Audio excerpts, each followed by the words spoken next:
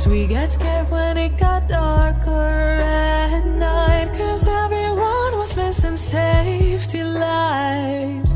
So we tried to use a flashlight as a guide. And now I'm standing in an overcrowded train, picturing the times we had as children while the rain is pouring down the windows and the people push their way.